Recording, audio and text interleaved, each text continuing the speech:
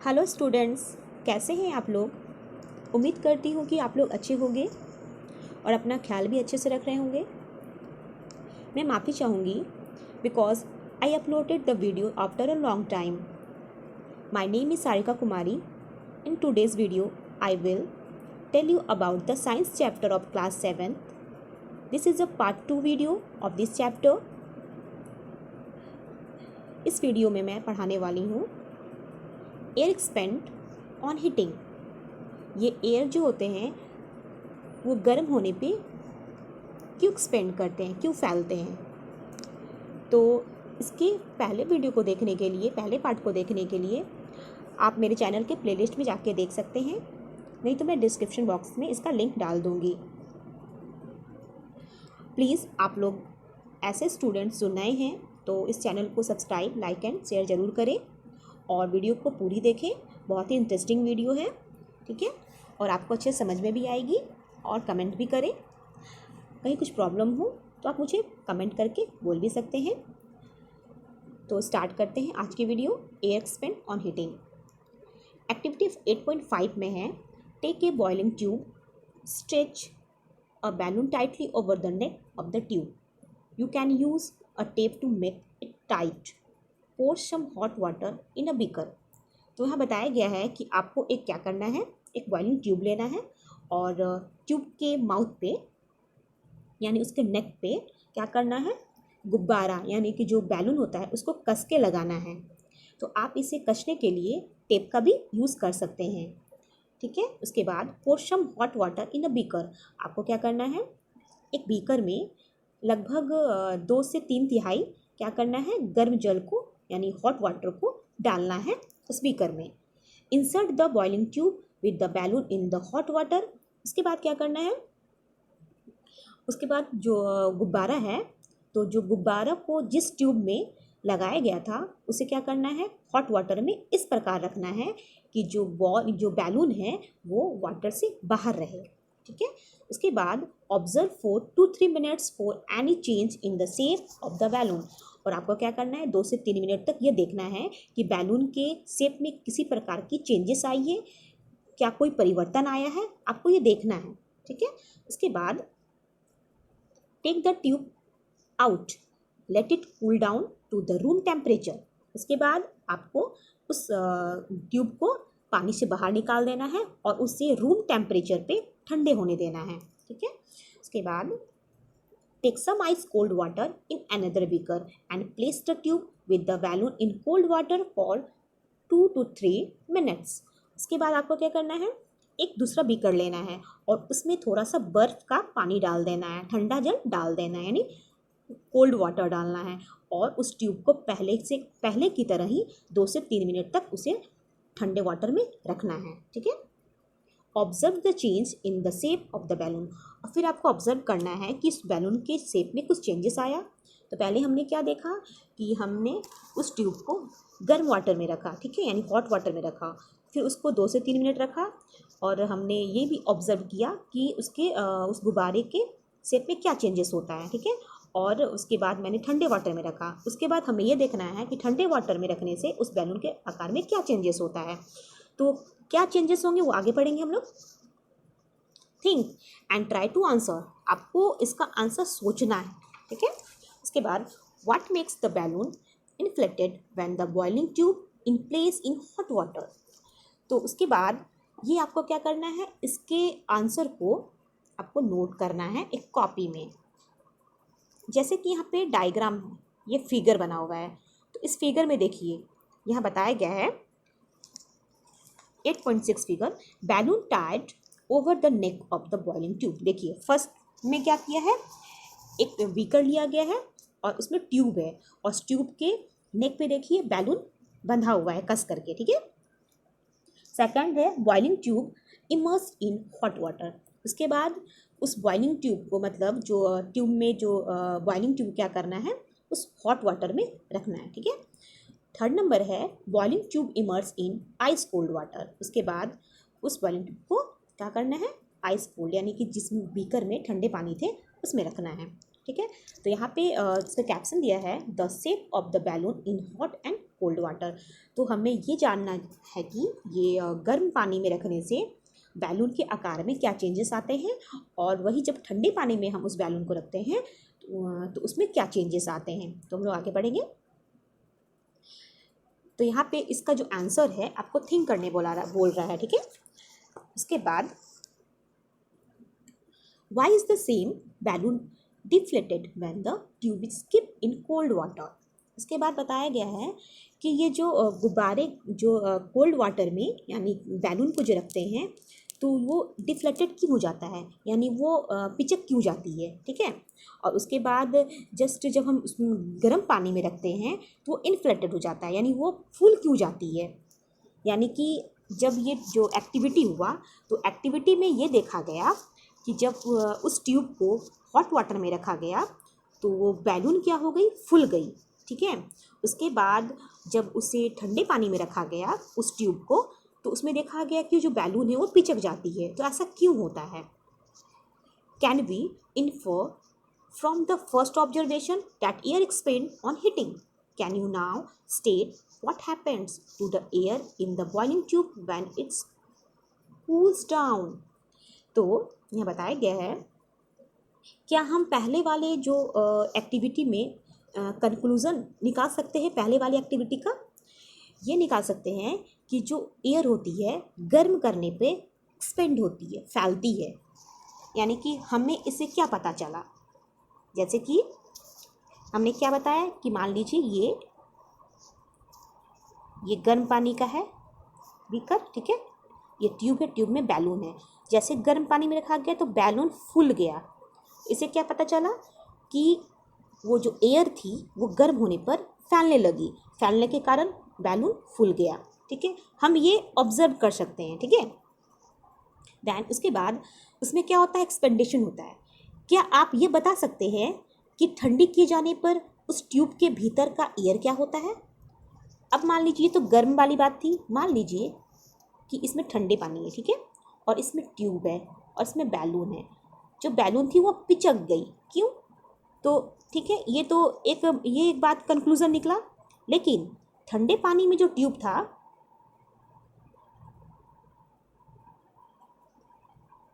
ठंडे पानी में जो ट्यूब था, ये ठंडे पानी इसका ट्यूब था, ये इसके अंदर का जो एयर है, ये वाला एयर, इस एयर का क्या होता है, ठीक है। हम ये जानने की कोशिश करेंगे। नेक्स्ट है, the next activity is very interesting, this will make you understand more about hot water. इसके बाद जो नेक्स्ट एक्टिविटी होने वाली है वो बहुत ही ज़्यादा इंटरेस्टिंग होने वाली है। इससे आपको हॉट एयर के बारे में और अधिक जानकारी प्राप्त करने में हेल्प मिलेगी। एक्टिविटी 8.6, टेक 2 पेपर बैग्स और empty papers cups of the same size, hang the 2 bags in candle blow one of the bag as so in the figure। जैसे यहाँ बताया गया है कि आपको क्या करना है 8.6 एक्टिविटी में, आपको 2 पेपर बैग्स लेना है, ठीक है, या आप किसी खाली कप जो कागज़ की बनी होती है दोनों को लेना है। उसके जो साइज है वो सेम होना चाहिए। या तो आप 2 पेपर वाला बैग्स ले सकते हैं या आप एम्प्टी यानी खाली कप वाला पेपर ले सकते हैं, ठीक है। अब आप उस दोनों को क्या करना है, दोनों हैंग द 2 बैग्स, दोनों बैग को हैंग करना है, लटकाना है, ठीक है। तो किसकी हेल्प से लटकाना है, जैसे कि यहाँ पे फिगर में दिखाया गया है। देखिए यह क्वेश्चन दिया गया है, handle the burning candle carefully. आपको केयरफुली तरीके से ये एक्टिविटी करना है। यहाँ पे जैसे दिखाया गया है कि देखिए ये वाला बैग है, ये वाला बैग है, और यहाँ पे देखिए इससे हैंग किया गया है ऐसे करके, ठीक है। उसके बाद बीच में ये क्या है, किस में हैंग किया गया है, एक रड में, एक लोहे के रड में, ठीक है। और बीच में एक थ्रेड दिया गया है यानी सूता दिया गया है। अब इस थ्रेड को क्या करना है, आपको पकड़ना है, जैसे हम लोग तराजू को पकड़ते हैं ना, जस्ट लाइक वैसे ही। इसके बाद है, why is the balance, observe what happen. यह बताया गया है कि जब उसको आप एक रड में लटका देते हो तो क्या होता है? Why is the balance of the bag disturb? ठीक है, तो हम लोग पढ़ेंगे कि ये डिस्टर्ब क्यों हुआ। तो यहाँ पे बताया गया है जैसे कि candle below on the bags as shown in the figure. जैसे कि यहाँ फिगर में मैंने ये फर्स्ट फिगर बताया, अब ये सेकंड फिगर है। तो देखिए सेकंड फिगर के नीचे आपको दिख रहा होगा कि एक बैग के नीचे कैंडल जल रहा है। जैसे ये कैंडल जल रहा है तो इसका बैलेंस बिगड़ जाता है। तो ये बैलेंस क्यों बिगड़ता है? Why is the balance of the bag disturbed? Does this activity indicate that warm air rises up? यानी कि ये एक्टिविटी क्या इंडिकेट कर रहा है कि एयर जो होती है वो वार्म होने पे यानी गर्म होने पे राइज अप यानी ऊपर की तरफ उठती है। ठीक है, as the warm air rises up it pushes the bag above the candle. Does the disturb balance of the balance suggests that the warm air is lighter than the cold air। यानी कि इस activity से हमें ये पता चला कि गर्म होने पे एयर ऊपर की तरफ उठती है। जैसे कि मोमबत्ती की लौ से गर्म एयर ऊपर की ओर उठती है, वो बैग को ऊपर ले जाती है। क्या संतुलन का बिगड़ना यह सुझाता है कि गर्म वायु जो होती है यानी हॉट एयर जो होती है वो कोल्ड एयर से हल्की होती है? जी हाँ, इसकी आंसर ये होगी कि जब जैसे कि ये फिगर में बताया गया है, यहाँ पे क्या है, ये बैलेंस में है। जैसे कि ये फिगर में क्या है कि ये बैलेंस में है। ठीक है, लेकिन जब नेक्स्ट फिगर आप देखते हो तो यहाँ देखिए ये बैलेंस में नहीं है, यानी इसका संतुलन बिगड़ गया। तो क्यों बिगड़ा? तो यहाँ पे आप देखिए जैसे कि यहाँ पे कैंडल जल रही है, ये कैंडल, तो कैंडल से निकलने में जो यहाँ एयर है ये गर्म एयर यानी हॉट एयर, ये क्या कर दिया, हॉट एयर ऊपर की तरफ राइज करने लगी। ठीक है, जैसे राइज की तो इसका बैलेंस बिगड़ गया। तो इससे ये भी इंडिकेट होता है जब इसका बैलेंस बिगड़ गया तो यानी कि जो हॉट एयर थी वो कोल्ड एयर से हल्की होती है। ठीक है, आपको ये याद रखना है। तो क्या आप ये समझ सकते हैं कि ये जो स्मोक होती है, जो धुआं होता है, ये जो धुआं होता है स्मोक, ये भी राइज करते हैं? जी हाँ, स्मोक भी क्या करते हैं, ऑलवेज राइज करते हैं, ऑलवेज राइज करते हैं। नेक्स्ट है, also it is important to remember that on heating the air expand and occupies more space. When the same things occupies more space, it's become lighter. The warm air is therefore lighter than the cold air. That is the reason that the smoke goes up. यानी कि इससे ये पता चलना है, आपको ये याद रखना है, ये बहुत ही ज़्यादा इम्पॉर्टेंट है कि जो गर्म किए जाने पे क्या होता है, एयर एक्सपेंड होता है और वह अधिक क्या करती है, स्पेस घेरती है, स्थान घेरती है। जब कोई भी दी गई थिंग्स होती है, जो वस्तु होती है, पहले से क्या करती है, वो अधिक स्थान घेरती है, तो वो क्या होती है, वो हल्की प्रतीत होती है, यानी लाइटर प्रतीत होती है। ठीक है, इसलिए जो हॉट एयर होती है वो कोल्ड एयर के कंपेयर में हल्की होती है। आपको हमेशा ये याद रखना है कि वार्म एयर क्या होती है, कोल्ड एयर से हल्की होती है, यानी लाइटर होती है। ठीक है, यही कारण है कि जो स्मोक होता है वो ऊपर की तरफ उड़ता है। ठीक है, understand. In nature there are several situation. हमारे नेचर्स में ऐसे बहुत सारे से सिचुएशंस होते हैं where warm air rises at a place, जहाँ पे किसी भी स्थान या किसी भी क्षेत्र से जो हॉट एयर होती है वो गर्म होने के कारण ऊपर की तरफ उठती है।